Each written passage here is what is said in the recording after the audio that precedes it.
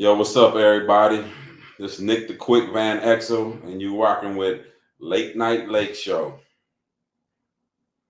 Raj, you said it perfectly. The Lakers are built for LeBron and AD to be the monsters, right? Right now, we can get monster LeBron 80% of the time right now. Who knows what that's going to look like in January, February, March, right? The season's long. LeBron is as fresh as he's going to be, right? And we appreciate for these maestro moments, right?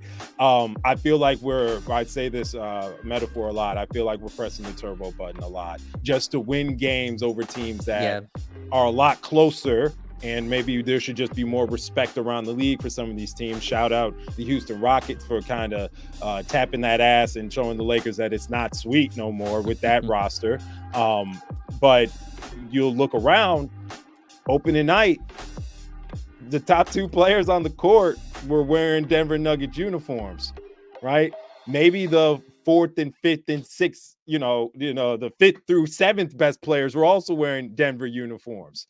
You go down to Phoenix, Kevin Durant's still Kevin Durant. You haven't seen that three-headed monster altogether healthy. And hell, we may not.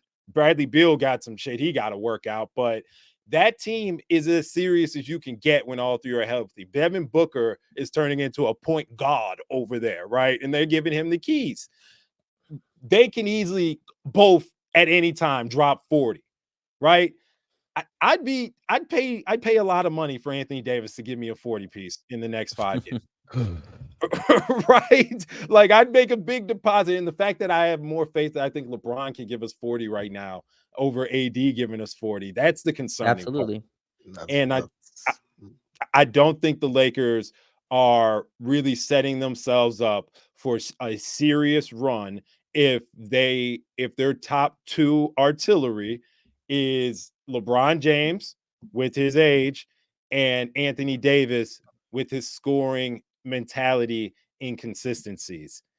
Raj, with that being said, does that mean help need to come in from outside the house?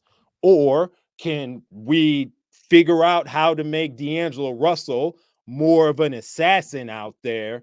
Or is Austin Reeves going to carry that load? Or is Roy? Or is it a combination of them? And is that enough, bro?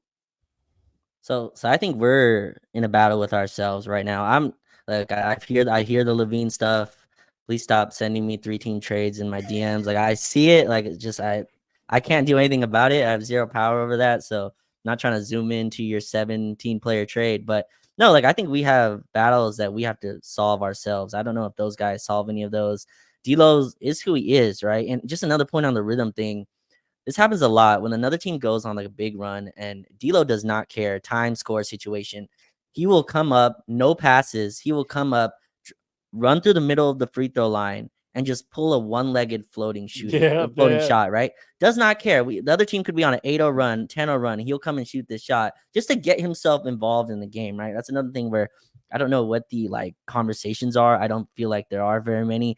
And I think the first step though, like this happens too much where our team is, again, we're running this 5-out offense where it just has not worked. And it was a big bet to me on D'Lo, Austin, guys being shooters, but also they're not rim pressure guys, right? They don't attack the rim. So like a lot of their shots, we're like last in 3-pointers made.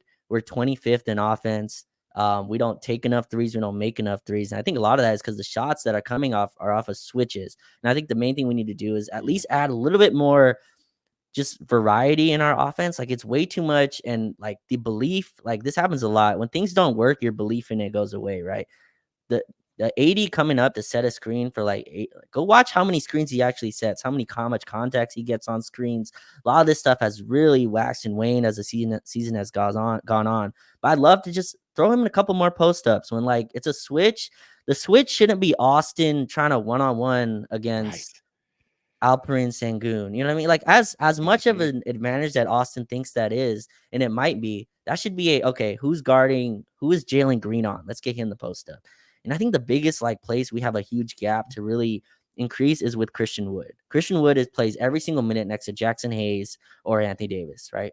We have relegated Christian Wood to the corners. Yep. He had 13 points in the first half against, I believe, Cleveland, had 0 points in the second half. And a lot of that is because his shots are all threes or him attacking closeouts. You see how ugly it looks when Christian Wood attacks a closeout?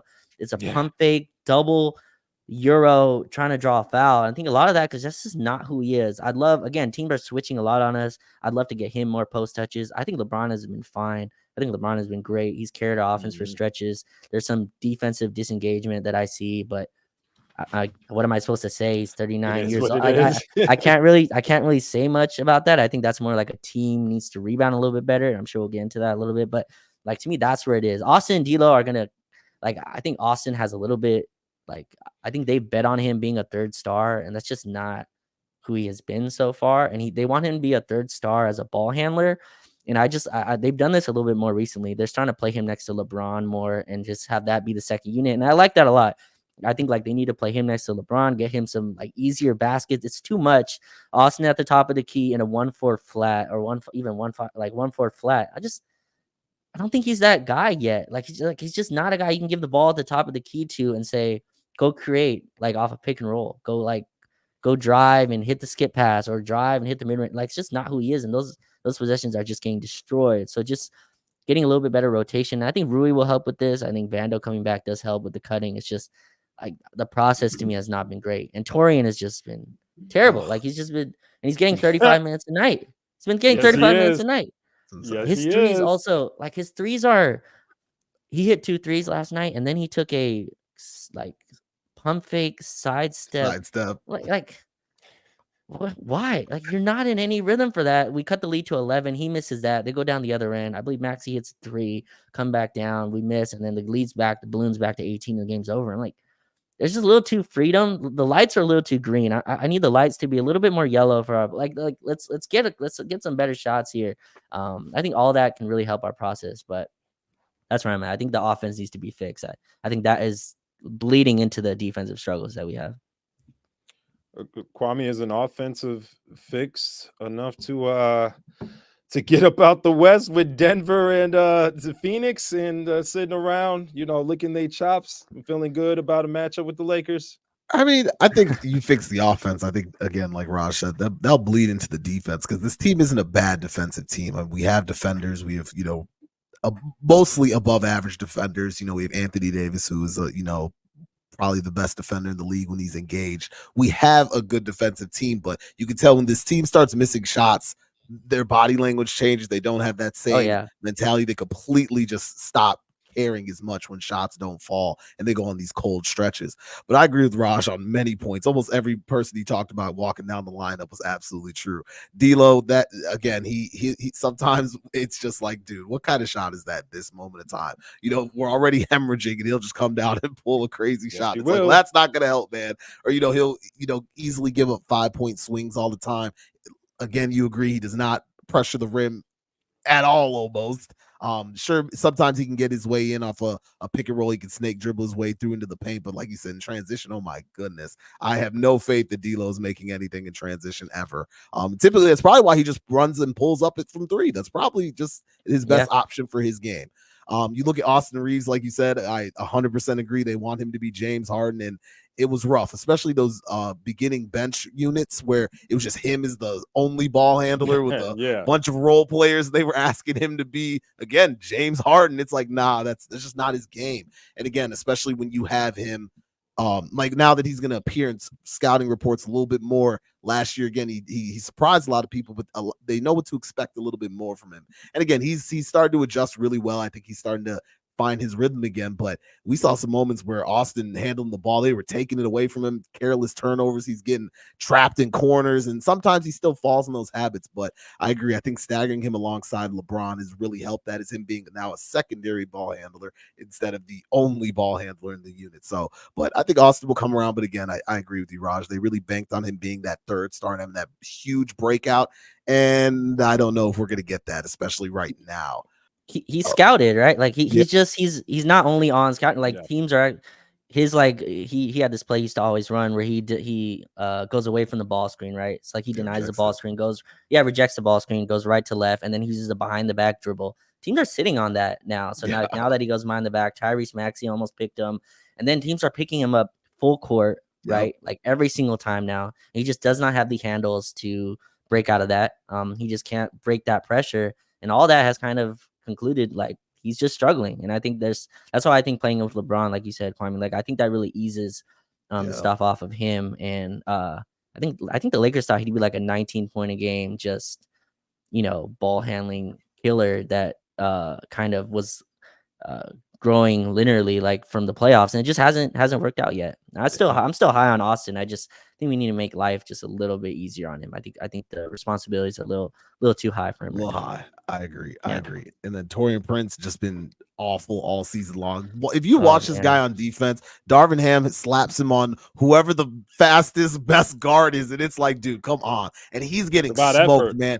The moment a screen comes, there will be marginal contact on the screen, and Taurean touches it, and then he will slowly jog around it while the other guy's a mile ahead of him. There were some plays where he was guarding Tyrese Maxey, and I swear to you, Tyrese Maxey came off the screens, and he could have had a meal, sat down, did 20 push-ups, and then shot the ball before Taurean would have gotten around that. It was insane, the looks he was getting off. And sure, maybe that's the coverage. You got to blame the coaching staff a little bit for putting him in those situations, but there's sometimes it looks like he's not even trying. Like, it's bad. And then his shots, like Raj said, it's like, dude, I don't know if that's in your game. If you miss the spot up, I don't know how you're going to, pump fake, sidestep, dribble. The defender didn't even bite it. He's still in your face. You're just pulling these crazy contested threes. Just hasn't been great from him at all. So, and then Anthony Davis again. My big issue is I feel like a lot of the times we don't have the best player on the court. Like, it's very rare.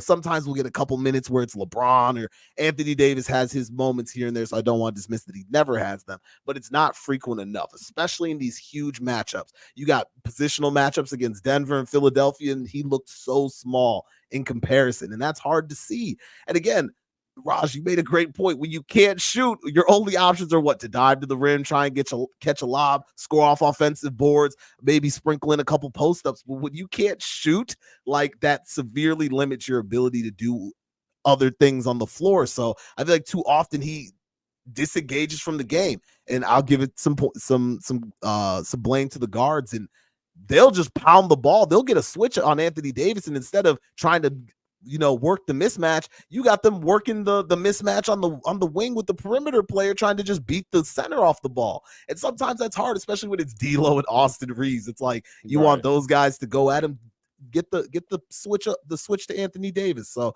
there's some things there where I've noticed where sometimes the guards do miss him, but again, sometimes I just feel like he's not assertive enough, and he's okay just kind of flying by on offense. And again, I know how much of a responsibility, how much he covers up on defense, so I don't want to dismiss that point at all. But on offense, I need him to be a little more aggressive here. I need him to want the ball. I need him to stay consistently in the rhythm of the game. Like, it felt like Joel Embiid completely ate him up the other night, man. Like, completely erased him. And again, they were going at it the first 8 points of the game.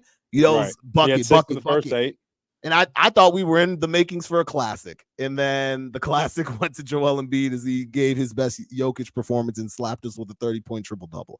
So that's difficult to watch. And again, LeBron, I know he'll always get the criticism that he's supposed to be this 27-year-old player, but I get it. He's almost 39, and I don't want to give him a complete pass because he's on the floor, but we already demand a lot from him, especially on the offensive end. Sure, he's going to miss a couple, box out opportunities. Sometimes he does settle and get a little lazy on the three because it's just easier than trying to bulldoze his way to the rim every single possession with minimal spacing and unreliable three-point shooters. I get it. Sometimes he has a couple interesting blunders in terms of turnovers, sometimes late in games. So I get it. He has his faults, but for the most part, he's done way more than we should ever expect a player of his age to be. So in that point, I can't really give much. But again, there's so many things wrong with this offense. And again, until those issues really get resolved, our defense can only be so good for so long. Because you'll see sometimes they start off really well, but then once we go in that cold spell of offense, we completely let go of the rope. So again, I agree with everything Raj said, but we got to fix this offense, man. And that's going to continue to haunt us until, I don't know. And Jared Vanderbilt's not going to be the offensive cure. Sure, he has a lot of intangibles that will help. But again, if other guys aren't motivated to play defense because they're not hitting shots, Jared Vanderbilt can't guard 5 people. What the 3-point shooting workout, corner 3-point shooting tape he dropped, that didn't move you? It looked a little different. Like, it's promising. it did. We'll see. We'll see when he You gets on the know, court. right? And again, that's someone who's not known to being a marksman. So we're Mhm. hoping that he can elevate that part of his game, guys. There's a lot of